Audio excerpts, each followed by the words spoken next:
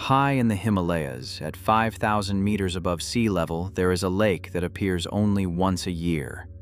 And when the ice melts, hundreds of human skeletons stare back. In 1942, during World War II, a strange discovery was made. A forest worker named Hali came across a lake hidden deep in a remote valley of the Himalayas at an altitude of nearly 5,000 meters. Seeing the lake alone was shocking, but that wasn't the strangest part. When he walked closer to the small, crystal-clear lake and looked down, he froze in disbelief. At the bottom of the lake, about 3 to 4 meters deep, lay a human skeleton. As he looked more carefully, he noticed another one. And then another. Within moments, he realized that the bottom of the lake was filled with skeletons. At first, he couldn't even process what he was seeing, but soon the truth became clear. This lake was full of human remains. He immediately went back down and reported the situation to his superiors.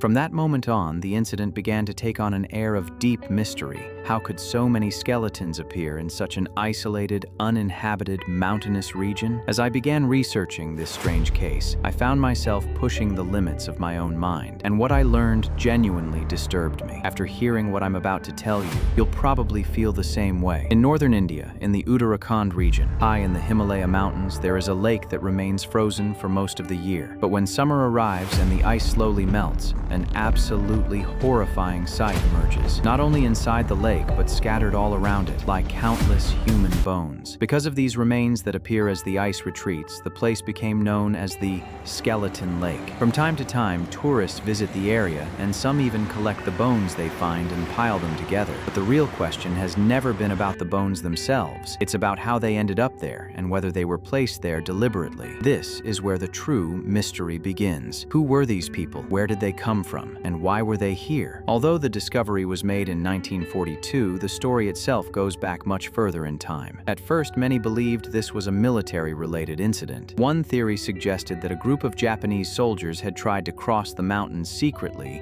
and met their fate here, but there was no proof, and so researchers decided to dig much deeper. A team of anthropologists traveled to Roopkund Lake and conducted extensive examinations. When the research was completed, the results were chilling. Around 300 human skeletons were found scattered across the region. Among them were not only adults, but children as well. Several skulls showed clear fractures, as if they had been struck by hard objects or hit by something falling from above. Radiocarbon dating tests carried out by Oxford University were used to determine the age of the remains. When the results came in, the researchers were shocked once again. Some of the skeletons dated back nearly 1,200 years, to around the 800s and 50s. At first, the idea of a major epidemic was considered. Perhaps those who died from disease were brought to this remote location and left behind. But further examination showed that these individuals had been perfectly healthy before their deaths. Another theory suggested a violent conflict or a large fight among the group, but the evidence simply didn't support that either. It felt as if something entirely different had taken place. The real question remained: how did skeletons more than 1,000 years old end up in such an isolated location? This area is miles away from any settlement, hidden among high mountains and completely removed from trade routes. At this point, local villagers began to share an ancient legend passed down through generations. According to the story, there was a long pilgrimage made to honor the goddess Nanda Devi. During this journey, a king crossed the Himalayan mountains along with his entourage. To make the long journey more entertaining, he brought dancers with him. This act, however, angered the goddess.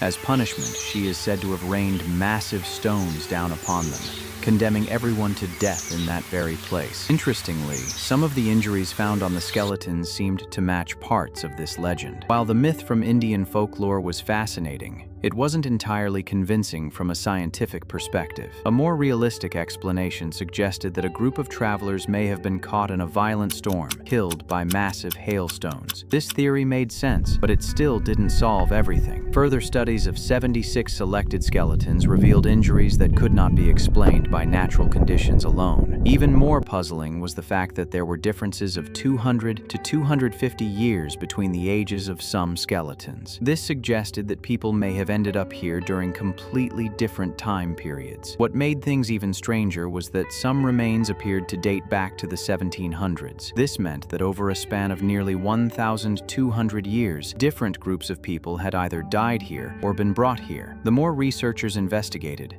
the deeper the mystery became. Most of the skeletons belonged to individuals from South Asia, but a small number showed origins from the Greek region, something that made the situation even more confusing. Every new clue raised more questions, and every answer led to yet another mystery. Could this have been a site of mass suicides, similar to certain forests in Japan? That seemed unlikely, especially considering the injuries and the presence of children's skeletons, which completely ruled out such a possibility. The only explanation that seemed even remotely plausible was that certain groups operating in the region may have attacked travelers, robbed them, and brought them to this secluded area so they would never be found. But when you consider the timeline, this would mean such acts continued for centuries, which doesn't fully make sense either. No matter how you look at it, none of the theories perfectly fit the evidence. In my opinion, at least one piece of the data must be wrong, particularly the time ranges revealed by radiocarbon dating. If there hadn't been such vast differences between the ages of the skeletons,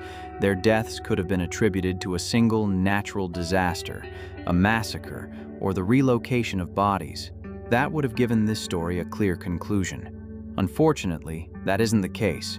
To truly understand what happened to these people, much more research is needed. Maybe one day the truth will finally come to light. For now, all we know is that this mystery remains unsolved, hidden high in the Himalayas.